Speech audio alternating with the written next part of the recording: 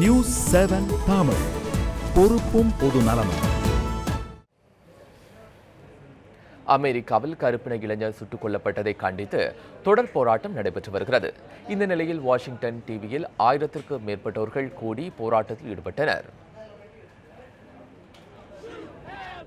Missouri மாகாணம் Saint Louis புறநகர் பகுதியான ஃபெர்கூசனில் மைக்கேல் பிரவுன் என்ற கருப்பின இளைஞர் டேரன் வில்சன் என்ற போலீஸ் அதிகாரியால் கடந்த ஆகஸ்ட் மாதம் சுட்டுக் கொல்லப்பட்டார். பிரவுன் தன்னை தாக்க வந்ததாகவும் தன்னை தற்காத்துக் கொள்ளவே அந்த கருப்பின இளைஞனை சுட்டேன் எனவும் போலீஸ் அதிகாரி விளக்கம் அளித்தார்.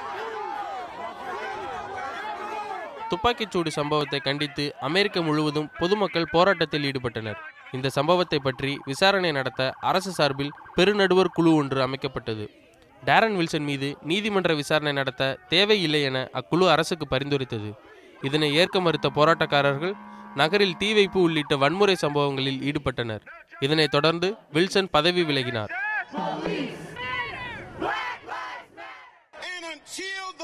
நாங்கள் எங்கள் உரிமைகளுக்காக போராடி வருகிறோம். எல்லோருக்கும் சமமான சட்டம் இங்கு இல்லை. கருப்பினத்தவருக்கென்று தனியொரு சட்டம் செயல்படுத்தப்பட்டு வருகிறது. இதனை வன்மையாக கண்டிக்கின்றோம். வில்சன் சுடும்போது பிரவுன் கையை உயர்த்தி தன்னை சுட வேண்டாம் என்ற போதிலும் வில்சன் சுட்டதாக கூறப்படுகிறது. மேலும் கடந்த மார்ச் மாதம் போலீஸ் காவலில் இருந்த கருப்பின இளைஞர் ஒருவர் இறந்ததாகவும் கூறப்படுகிறது.